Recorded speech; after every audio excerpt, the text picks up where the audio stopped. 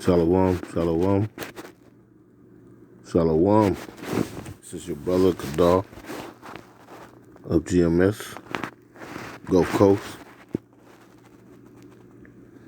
I'd like to start by giving all praise, honor, and glory to the Most High Yahweh, by Hashem, Yahweh Shai, by Hashem, Rakah, Quadash. Double honors are given unto the apostle elders of Great Millstone, men who have labored and suffered in this truth for over 30 plus years, making their lives and their bodies a living sacrifice.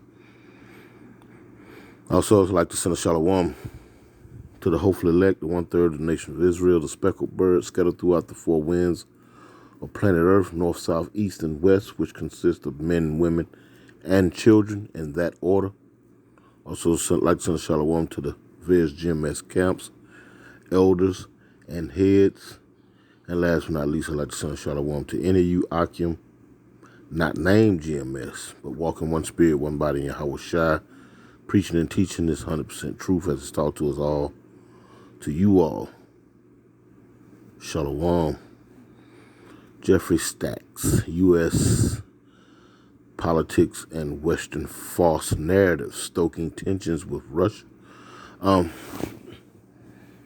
And this type of info where you have alternative information outside of MSNBC, Fox News, NBC, CNN, the Hannity Show, John and Mika, Joe in the Morning. This goes outside of the parameters of controlled speech. Now, mind you, we're not ignorant to what's really going on as in concerning, world politics. But it's all, it's just like anything that you do in the world. You get into any type of confrontation, you have to go before a magistrate or a judge or a court, and both sides of the argument are heard. And that's basically what we're doing here. We're setting it up so both sides of this ordeal, this war in Europe, as they're starting to call it now, so ever so subtly. It went from Russia it went from the Russian-Ukraine invasion to the war in Europe. But nevertheless, we want to hear both sides, though. That's the point. Let's hear what insiders of the U.S. Geopolitics has to say about the attitude or how the Western world, a.k.a. the Americans, view the world by and large. We're going to pull a few scriptures. As always, we're going to filter it by way of the scriptures.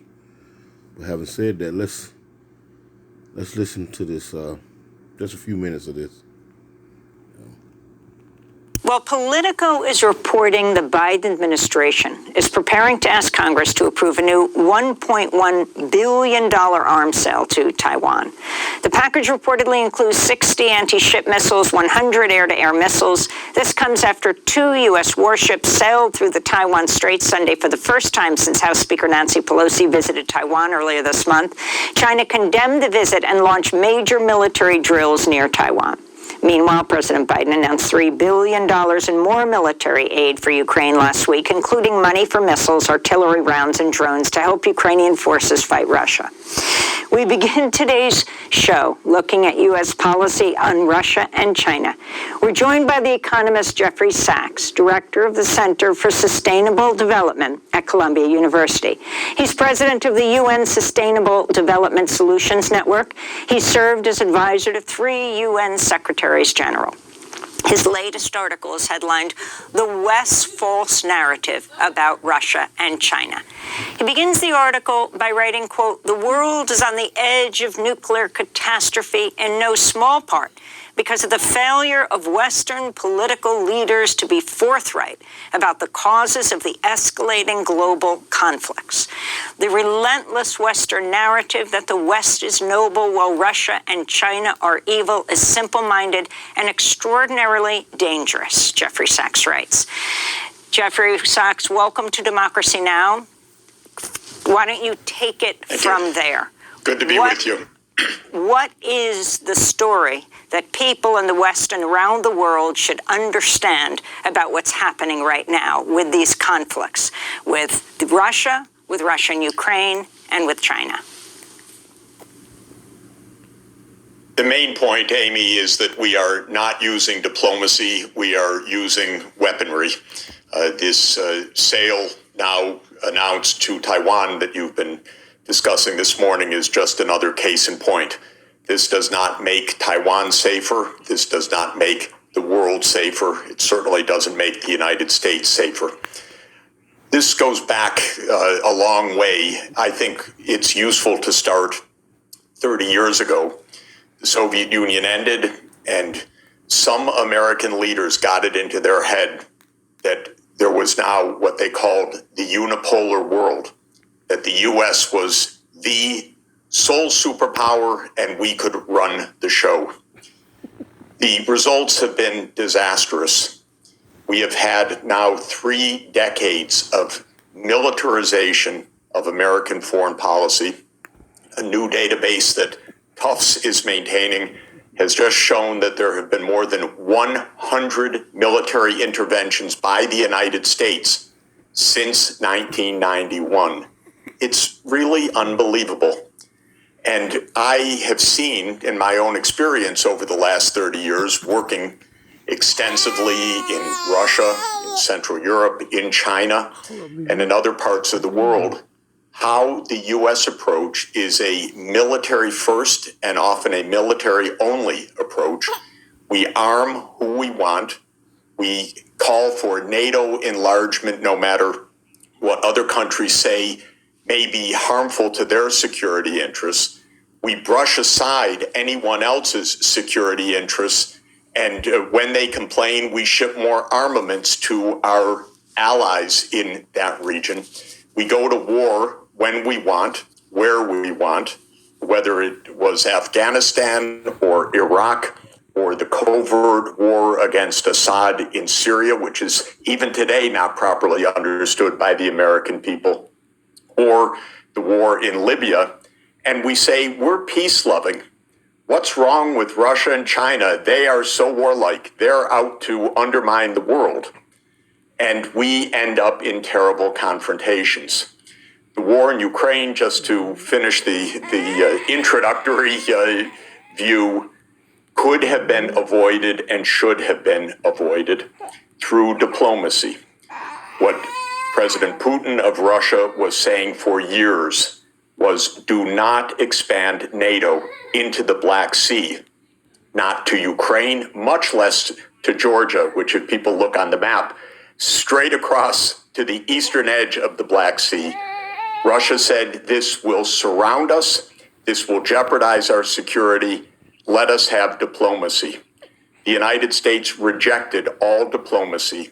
I tried to contact the White House at the end of 2021. In fact, I did contact the White House and said, there will be war unless the U.S.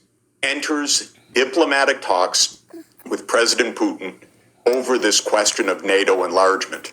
I was told the U.S. will never do that. That is off the table. And it was off the table.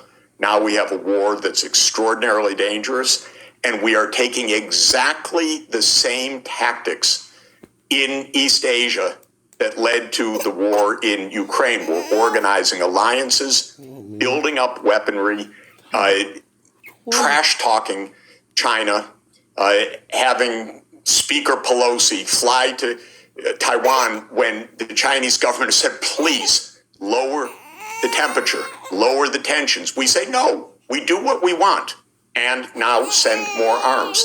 This is a recipe for yet another war. And to my mind, it's terrifying. We are at the 60th anniversary of the Cuban Missile Crisis, which I've studied all my life, and I've written a book about the aftermath.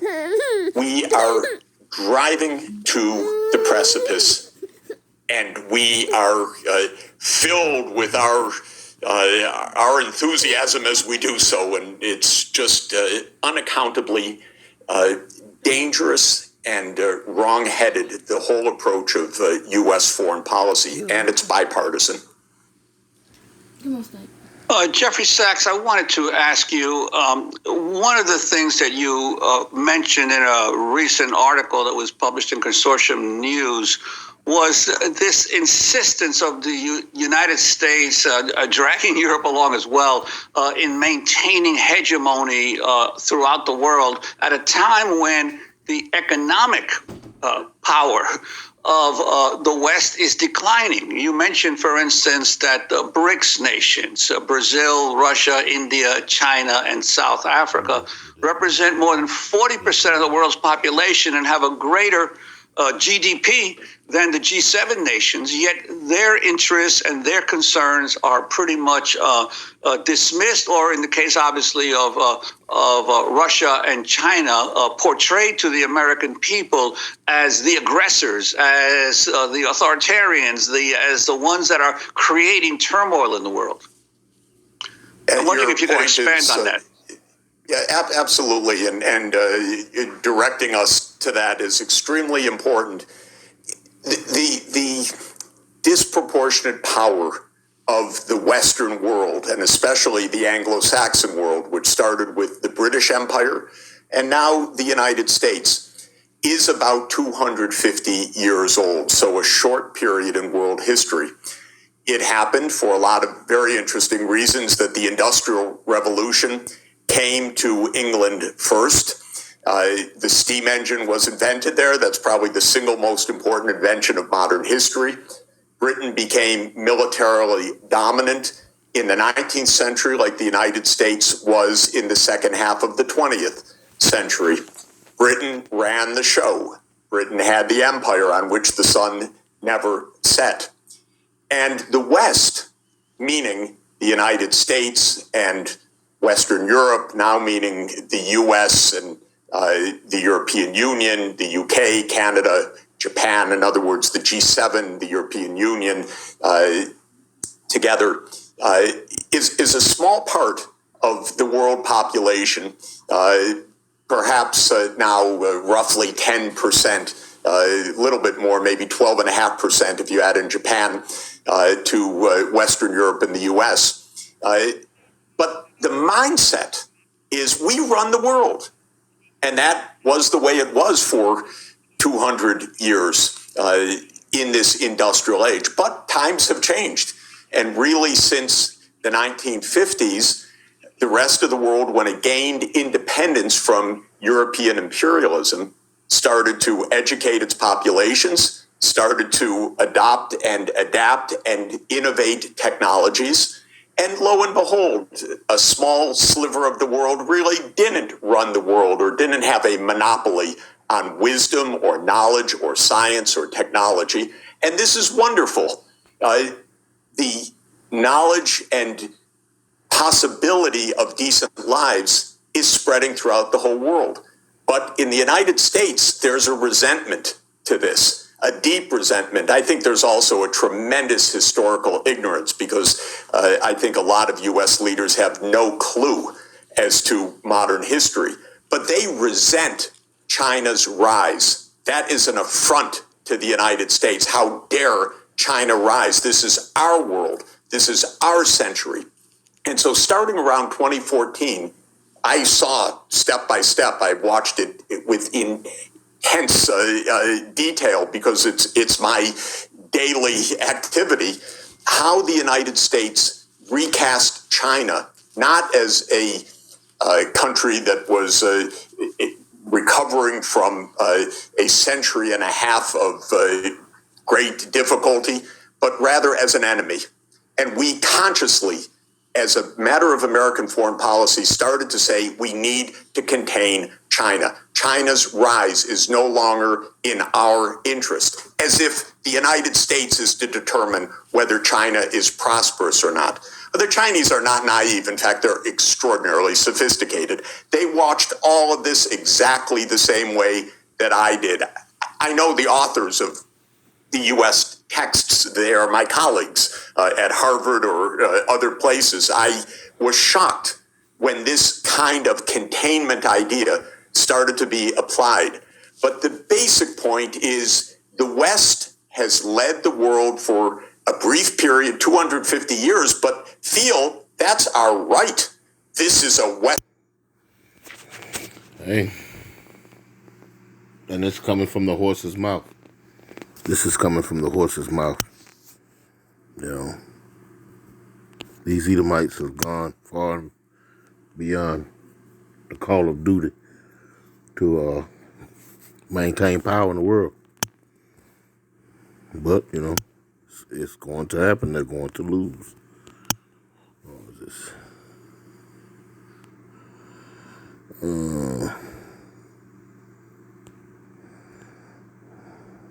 Let's see.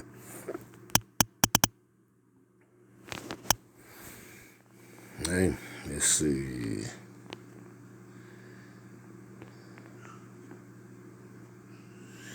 I think I had the correct one.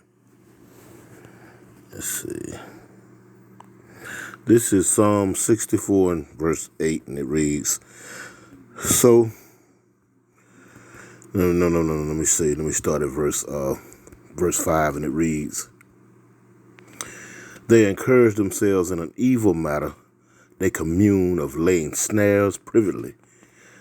They say, who shall see them? You know, how dare these other nations like China, you know what I'm saying, rise from the rubble. How dare.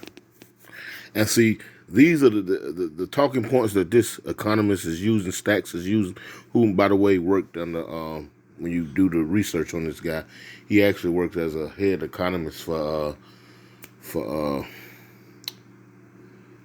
Clinton administration.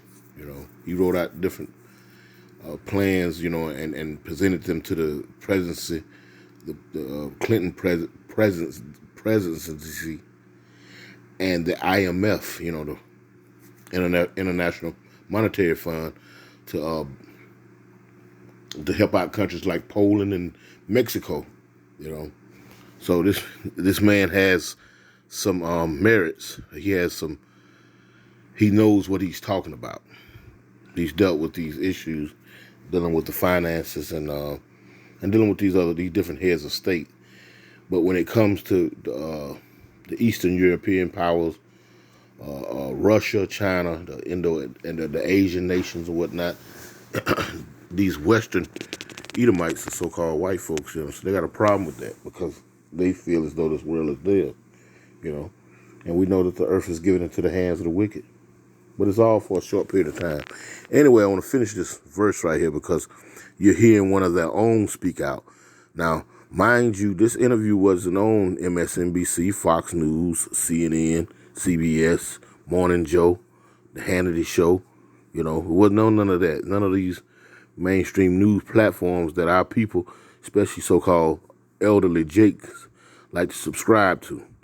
So you're being force-fed a bunch of lies, or rather an agenda that suits the narrative of these people over here. When, like I say, when you go in a courtroom, you hear both sides of the argument, and then you make a so-called intelligent decision on who, you know, which way you know, or who you believe. Not always being force-fed one side of the story. This old saying, there's always two sides of the story, even if it is controlled. Anyway, this is Psalm 64 and 8, and it reads, and 5, it says, they encourage themselves in an evil manner. They commune of laying snares privately. They say, who shall see them? They search out iniquities. They accomplish a diligent search, both the inward thought of every one of them, and the heart is deep.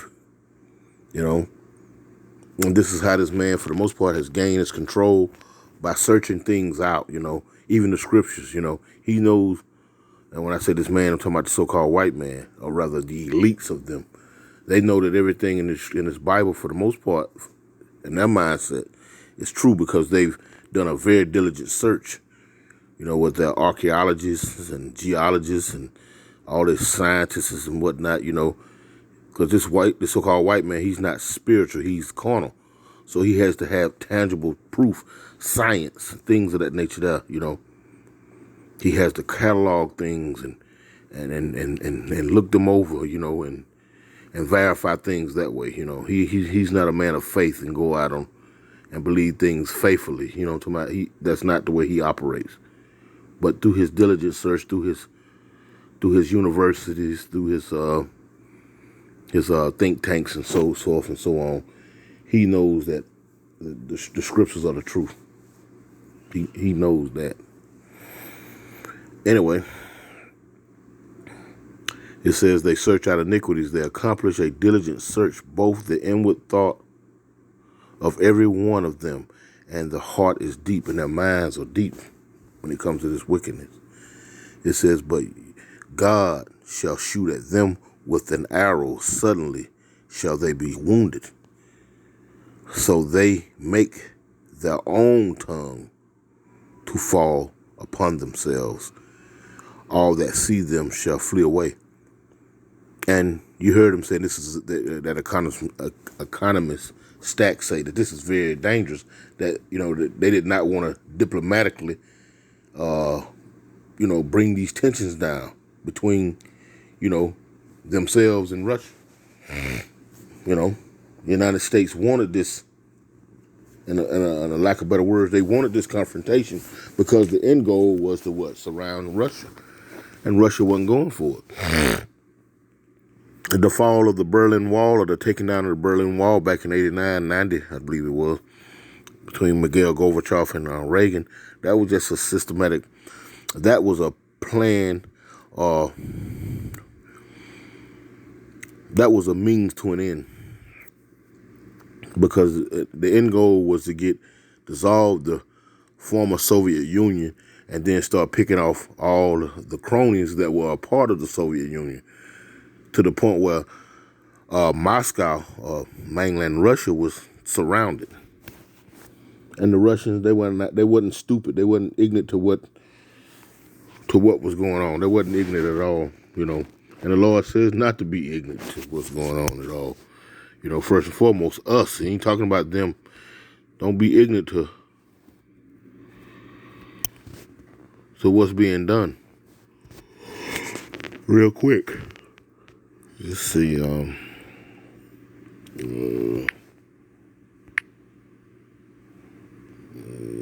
quick, yes, 'cause, let's see, I think it's 5. We're not to be ignorant of anything, whether it be great or small, you know.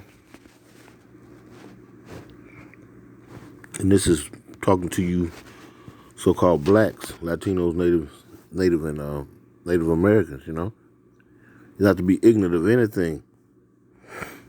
But you are, because you believe that Fox News is telling you the truth. You believe this. You know, you believe that MSNBC is telling you the truth. You believe this. You don't have alternative news sources to go to counter the blatant lies that you're being force-fed on these mainstream news platforms. You know, you're willing participant zombies. This is Ecclesiastes, a.k.a. Sirach 5:15, and it reads, be not ignorant of anything in a great matter or a small. And the Russians, the Soviets, they wasn't ignorant of what was going on when that Berlin Wall come down some 30 years ago. They wasn't ignorant of that. They knew what was going on. And once they got their ducks in a row, they was ready to forcefully fight, you know. To forcefully fight. Now, real quick, I want to, they mention, give me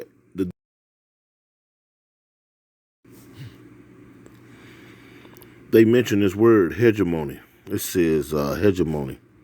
Hegemony. Hegemony. No, I said hegemony.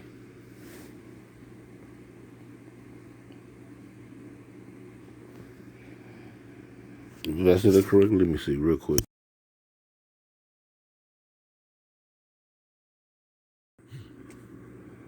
According to Merriam-Webster, 1. Preponderant influence or authority over others, domination battled for hegemony in Asia. 2. The social, cultural, ideological, or economic influence exerted by a dominant group. There it is. The social, cultural, ideology, or economics influence exerted by a dominant group. And who is that dominant group? NATO. Even though you have the BRICS nations, NATO and its allies consist of more nations than BRICS and their nation. So they want to exert their domination. So like you said, how dare these other nations such as China and them, rise up. It says preponderance, influence or authority over others, dominance, social, cultural, ideological, or economic influence exerted by a dominant group. And this is what the United States and its cronies are trying to do, Also, let's see, to lead, which also gives us the word, first reference control, once wielded by ancient Greek states, and its it required a second sense referring to the social or cultural influence wielded by dominant members over others of its kind, such as the domination within an industry, I guess I'm pronouncing it right, by a business conglomerate over smaller businesses. And the United States could be considered as a business.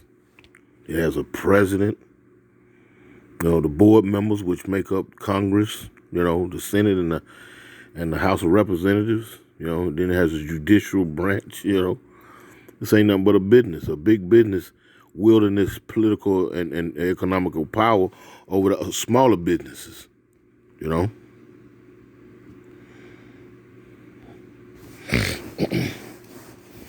But I want to grab a few scripts, I don't want to close out. I don't want to stay with this too long. Let's go to Habakkuk real quick because, the pride of these people, man, it's unbelievable. But it is what it is. This is Habakkuk 2.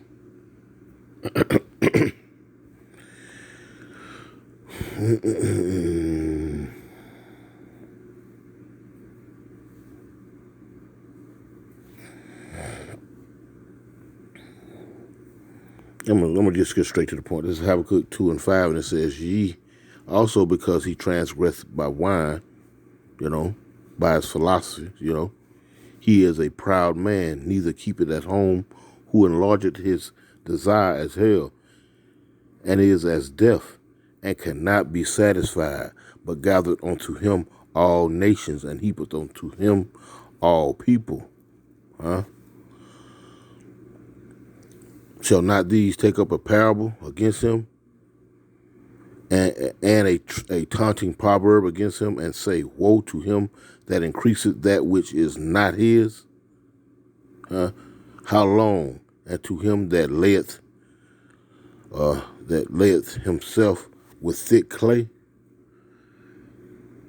And ultimately, this is what this is all about. They trying to, as these BRICS nations are switching over to their own currency and not leaning on to the U.S. Federal Reserve note, because all the debt and the turmoil that comes with that, having to accept their way of doing things, democracy, These other countries had their own, ancestral ways of doing things. And here you come, this knuckle dragging cave maggot, this white boy come up out the caves, and he want to change up everything.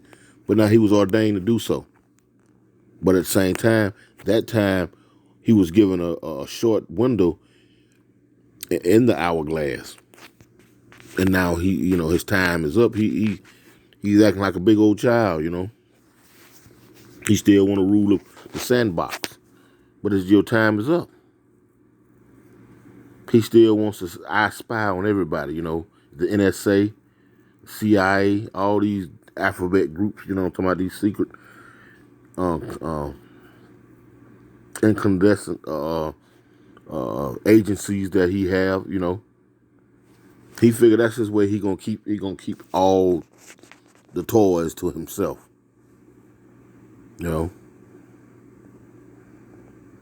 All the toys to himself.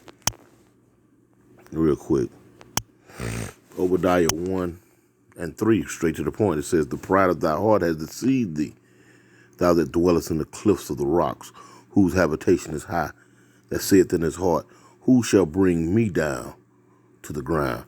You overheard him say, in the first industrial revolution, the invention of the steam engine, the Brits, saying they was running things. They were the first superpower of this new era because they had the mechanical blueprint to build things. You know what I'm talking about? It started that with them. And he made that statement, the sun shall never set on Great Britain. That's a proud statement. It's just like the United States saying today, the proud, the few, the Marines, proud to be an American, These people think they go and do as they please wherever they set foot at, All in the South China Sea over there, trying to push their agenda, appropriating billions of dollars to give to the Taiwanese, the people of Taiwan. This is what they were supporting, selling them guns and ammo and war toys. You know what I'm talking about?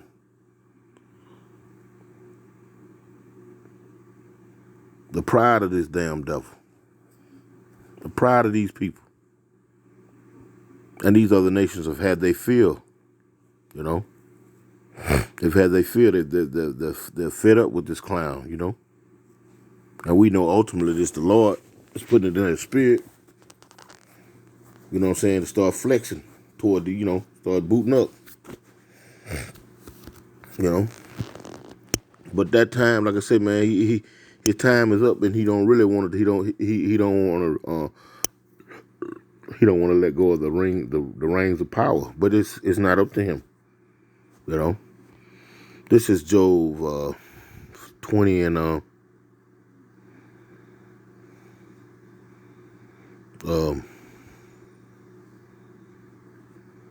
and 5, and it reads. It says, no, let me start at let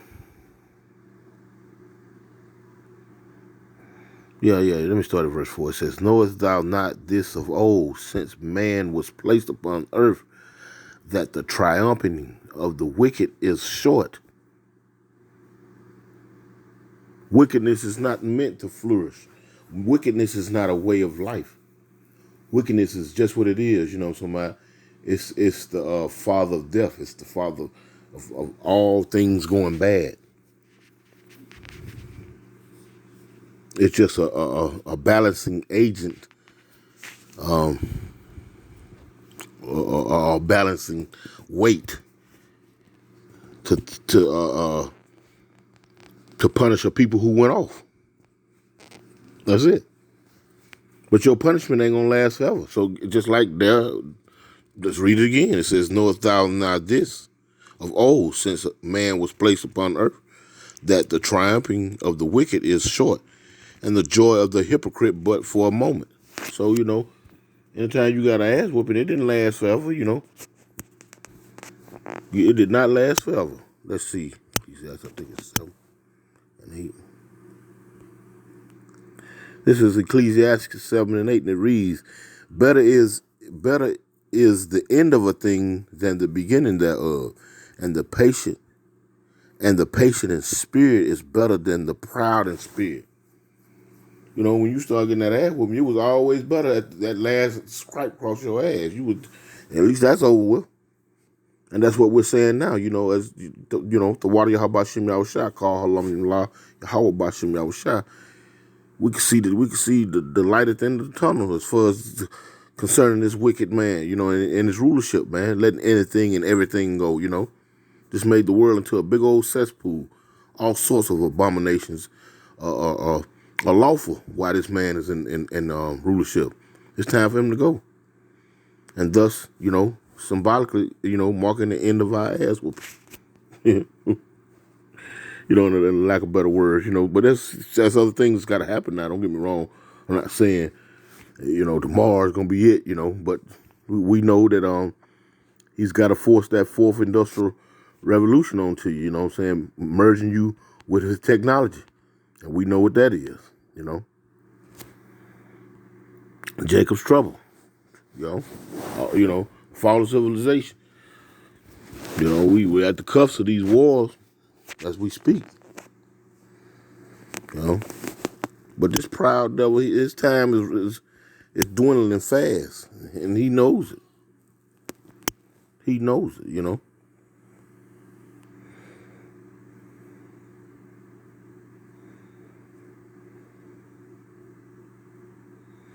And he knows it. I'm going to close out 2 scriptures. Let me go real quick. Let's see. No. It's Ezekiel 28. Because this right here, it says it all about this madman, this devil. This is Ezekiel 28 and verse 1, and it reads, "The word of the Lord Yahweh came again unto me, saying, Son of man, say unto the prince of Tyre, Thus saith the Lord Yahweh power, because thy heart is lifted up, and thou hast said, I am a God." Huh? You want to run the planet and just, and rule it in wickedness, you want to say who can and who can have this and who can't have this, who can have some prosperity and who shall not have prosperity. You're not God. You so-called white folks. You sit in your little secret places and eavesdrop and watch, cell phone cameras, laptop cameras, closed circuit cameras out here in the public. TVs, cameras on your TVs, cameras everywhere. You think you God, but you finna be shown. Real talk. Let's keep reading. It says, Thus saith the Lord Yahweh power, because thy heart is lifted up, and thou hast said, I am a God. I sit in the seat of God, in the midst of the seas, Yet thou art a man, and not God, though thou set thy heart as the heart of God. You sit in the midst of the seas, in the midst of all the people, You want to be, you want all the people to be joined hand in hand. As long as you sit atop of the pyramid and give out the instructions, you good with that. Because guess what? As long as you sit a power, everything gonna stay wicked. And this is wicked, you can make up your rules and regulations to rule the people. But once righteousness take over, it's over. If you got to get up out of here, and we know you're gonna go out kicking and screaming, but it's all good. It's okay. It's okay.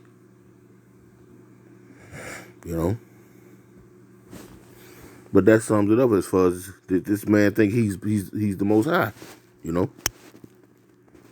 These people, they think that it's gonna go on forever, but it's you just been deceived. This is 1 Samuel 2 and 3, and I'm gonna close out with this.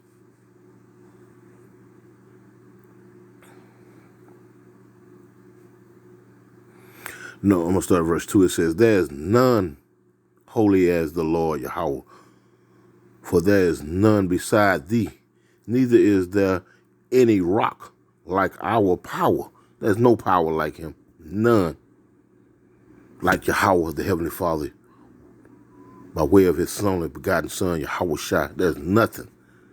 All these false gods and all idols and whatnot, that's just what they are. Made up illusions in their minds. Because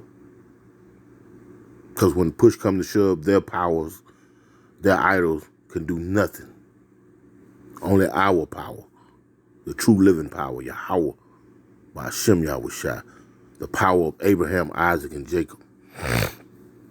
There is none holy as the Lord Yahweh, for there is none beside thee, neither is there any rock like our power. Talk no more so exceedingly proud. Let not arrogancy come out of your mouth, for the Lord Yahweh is a power of knowledge, and by him actions are weighed. Now we know that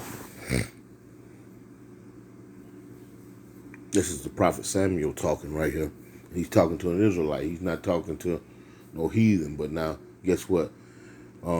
Just like I said in camp today, you know, this knuckle dragging cave maggot, aka so-called white people, you know what I'm talking about? They want to pretend to be the people of the Lord. So you're gonna wear that jacket. There ain't no power like the Most High, and nobody compares up to him, especially a base man like the so-called white man. Lord willing, it was edifying. I want to give all praise, honor, and glory to the Most High Yahweh, Ba'ashem Yahushua. Double honors to the apostle elders of Great Millstone. Shalom.